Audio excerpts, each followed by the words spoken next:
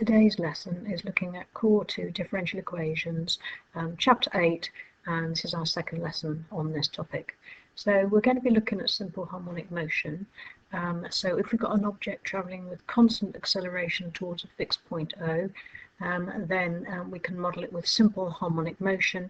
The acceleration of this object will be proportional to its displacement from O. I'm going to attempt to draw a little picture for you here. So let's say we have spring with an object on the end, and we set it going in the positive direction with velocity v, but because of the fact it's on a spring, as it gets further away it will have a resistance force that is proportional to the distance that it has from our origin, which we will have as the centre of oscillation.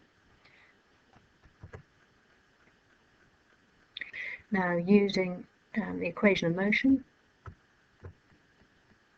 the resistance force minus Rx equals mass times acceleration. So the acceleration can be written as minus R over m times x. Now, of course, there is another way of writing acceleration, and that is d2x by dt squared, but to save time I'm going to write it as x double dot, that alternative notation, and on the other side of the equation here we have minus some positive values times x, and to make sure we know it's positive, we call it omega squared. Other examples of this that perform the same motion are a spring mass oscillator, which is basically the same as the picture we have here, but the system is vertical instead, and a pendulum. Again, we've got that same backwards and forwards motion about a centre of oscillation. So we've seen how this gives rise to this equation here, x double dot equals minus omega squared x. Now, x double dot is the acceleration. It's negative, and that makes sure it always accelerates towards zero, and x is the displacement from that origin. So omega squared is a constant of proportionality. Here's another way of representing the same thing. So just looking at the x double dot bit of it, now x double dot is dv dt. We can break up dv dt into dv dx times dx dt, that's using the chain rule, and of course dx dt is, can be written as v. So another way of writing x double dot is dv dx times v. We're now going to look at an example using what we've just talked about.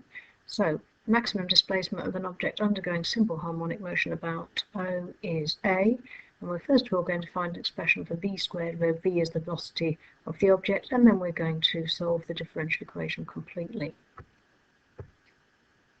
So we have for ourselves the form for simple harmonic motion, x double dot equals minus omega squared x, which can be written from the previous slide as v dv dx.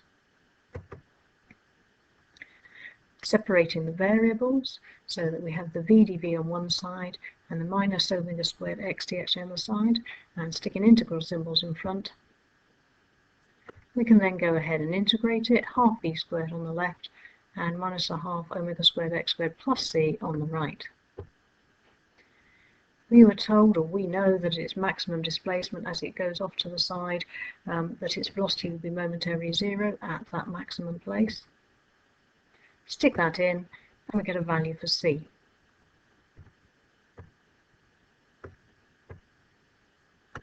Put the c in and rearrange it so it's got v squared. Our second part of the question is to solve the differential equation. So move the omega squared x to the left hand side. We recognise it then as a standard second order differential equation. So the auxiliary equation, lambda squared plus omega squared equals 0. Solve it, stick it into the right form. Now, This is where we go a little bit general. Of course, if we've got it in the form a cos omega t plus b sine omega t, then we can use the forms r cos and r sine to express it just in terms of sine or just in terms of cos, and that's much easier to sketch then. We know from writing it like that that r can be worked out as the square root of a squared plus b squared, and alpha is arctan a over b. You might want to remind yourselves of that method. A little bit of terminology for you. So the amplitude r is the maximum displacement. You know, if you were to sketch r sine omega t plus alpha, then it would go up and down between r and minus r. There's a little picture here. And the period, the time taken to complete one oscillation, so 2 pi divided by omega. And again, just think of some numbers to how it affects the graph. The plus alpha would shift the graph, sometimes called a phase shift. This particular diagram is actually got an alpha of 0. Now here's an example of the type that you're going to need to solve in the textbook in a moment. So a ball is attached to 2 identical elastic springs fixed at A and B, particle released from rest at point C, and a subsequent motion modelled by this differential equation. We've also been given a couple of conditions for us. Given x is 0.5 when t is 0, we're going to solve this differential equation, find the period and the maximum speed. So I've pushed the 36x over onto the left, got myself an auxiliary equation and solved it. This gives me x equals a sine 6t plus b cos 6t. Sticking in the conditions, the boundary conditions, will give me b is 0.5. It also did say back there that it was released from rest. So b equals 0, t equals 0. So we can stick in for ourselves x dot equals, etc. And that gives me a is 0. So we have x equals a half cos 6t. The period, therefore, is 2 pi divided by that 6, which is pi by 3.